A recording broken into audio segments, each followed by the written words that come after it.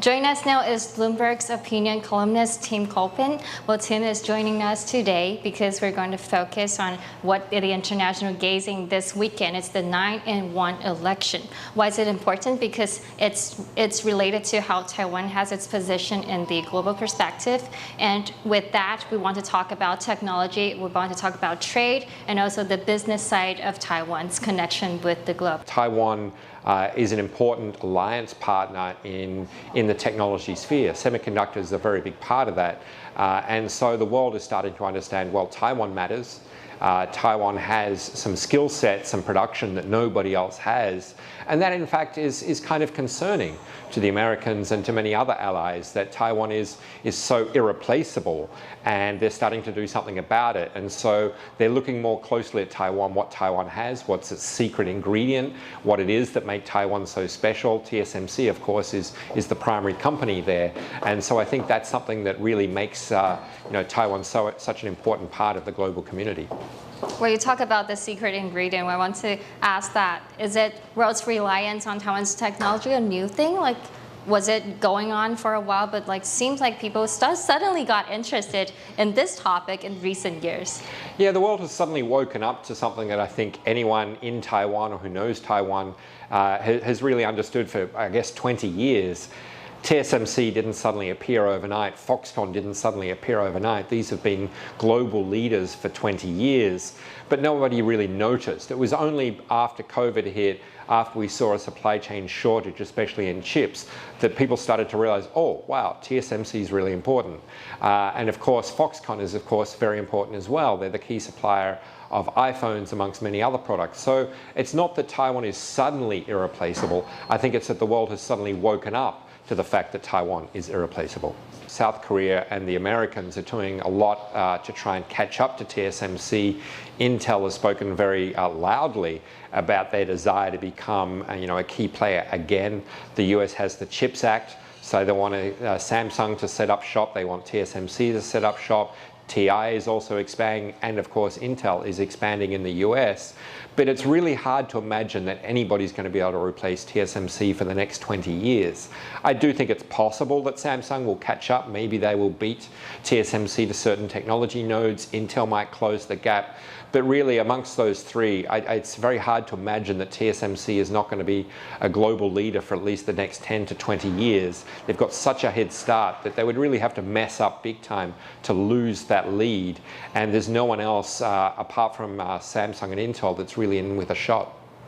Well, speaking of TSMC, we do see that there's a share price significant fall in recently about the concern, of course, because of the worldwide inflation going on. But we see that the Warren Buffett's Berkshire Hathaway, they spend US $4.1 billion on TSMC stake. So that's quite shocking news, right? What's your reaction when you heard about it?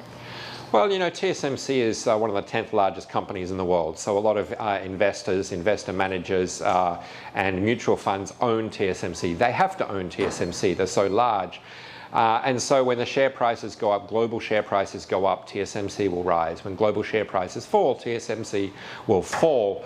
But then we have seen a lot of concern about the chip sector. We saw the chip sector really take a beating this year after a very strong couple of years.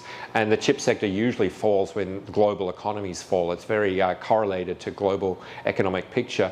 But then we've got Warren Buffett coming in and saying, wow, gee, TSMC is looking relatively cheap. Maybe it's worth making a play. So Warren Buffett came in and bought a big chunk of shares. Now he's one of the largest shareholders of TSMC. Warren Buffett doesn't tend to buy short term, so he sees something there in the long term. I think one thing to consider that investors appreciate with TSMC is they do pay dividends. They pay them regularly. They pay them quite handsomely. And during a low interest rate environment, which we've seen for the last 10 years, that was a pretty good reason to buy TSMC. The picture's changed a little bit. Interest rates are rising. And of course, TSMC got a little expensive, so that dividend yield wasn't as strong, but still being able to throw off cash to investors every quarter is something that I think a lot of investors appreciate. And I think Warren Buffett sees that TSMC is going to be a company that'll be around a long time. It's not going anywhere, so he decided to take a punt on it. And of course that cheers a lot of other investors who know of TSMC, who maybe were sitting on the sideline and think, well, if Warren Buffett's getting in, maybe I'll have a go as well. So do you see that this is a good news for Taiwan, especially in the stock market? Well, obviously, Warren Buffett bought into TSMC probably through the ADRs, which are listed in New York, but TSMC is the largest company in Taiwan. It's the largest component of the TAIEX. So anything that's good for TSMC is generally good for the Taiwan stock market. And it's that vote of confidence that I think that Warren Buffett buying in gives, TSMC and the stock market in Taiwan. And that's really, I think, what cheers investors. And they'll probably be looking for other companies that are similar to TSMC. Who's the next big TSMC? Which other share should they buy into to get, part of that bullish sentiment? And so that also cheers investors and brings money back into the Taiwan market. Well, speaking of TSMC's, top-end chips, there's news coming out that the TSMC's founder, Morris Chang, he said that TSMC is going to have a new plant in Arizona, Phoenix. What's your take on this? Well, the initial plant, we knew it was coming. It's been announced. It's about to be, open very soon. There's going to be a ceremony soon, and that's really on track. And we knew that was going to be 5 nanometer. At the time it was announced, 5 nanometer was new. It was exciting. It was the leading edge. But of course, with Moore's law, a leading edge is only leading for a year or two. So by the time that 5 nanometer factory gets going, it'll already be like a generation or two old. And then there's talk about 3, 2, 1, and other generations will open up in Arizona. And I think the key point we need to think about is exactly when. Morris Chang talked about the next generations that would be available in Arizona. That's definitely good news for the United States that wants to have the leading edge there. But the key is exactly when that's available, because by the time 3, 2, or 1 is available, in the United States, that might not be leading edge anymore. So what I think we'll see over the next 5 to 10 years is that TSMC will have probably 2 or 3 generations behind available in Arizona. That is, the leading edge will be still in Hsinchu, Tainan, and Taichung, but then we will see maybe 2 generations after that will be available in Arizona. So it won't be the leading edge, but it'll still be better than probably a lot of what's available in the US anyway.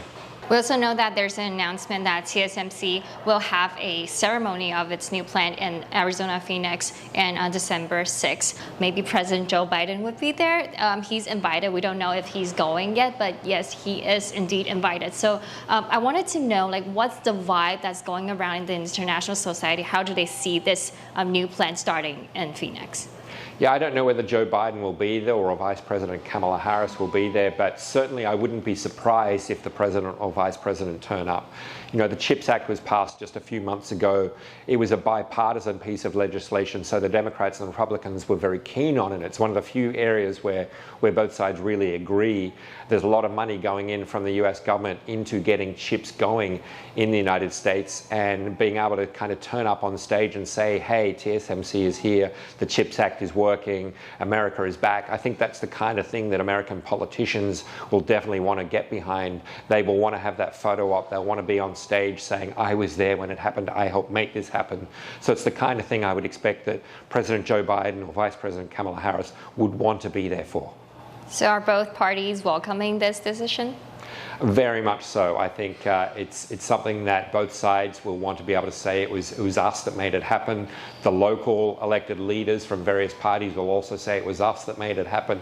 Everyone will want to take responsibility for TSMC opening up in Arizona. Now the technology is moving toward the states, of course. The officials in the states might be really happy about it. But what about Taiwan's position? Would it ever be a little bit risky, perhaps? There's been a lot of hysteria recently, I've noticed in local media and amongst a lot of people saying, the US is going to hollow out America and the US is going to hollow out Taiwan.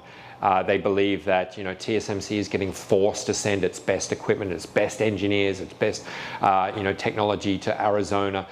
I think that's a bit hysterical. I don't think it's really true. R&D will stay in Taiwan for the next 20 years. Here is a quote from Morris Chang. He said, Taiwan is the only place where TSMC can make such high-end chips. Do you agree with this statement? Yeah, that's definitely the case, and I think it'll be the case for the next 20 years. I think that Taiwan will still be the real Silicon Valley, and I don't see that changing anytime soon. China is trying to catch up. They're really struggling to catch up. China will definitely be a player in the semiconductor field, but it'll be legacy mostly.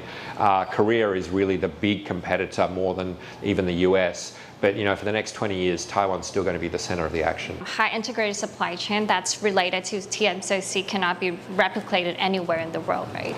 I think it won't be fully replicated. I think what we'll see in Arizona is, and possibly even in Europe, and we know that there's going to be a factory in Japan for TSMC, is a little bit of a copying. There'll be some small scale replication. You do still need suppliers. You need equipment suppliers. You need material suppliers, all there close to the factories. That helps the supply chain. But really the heart and soul will still be in Taiwan. And so this replication that would happen overseas would be small scale, not large scale. And so the chances of anyone else replacing Taiwan are really not very high.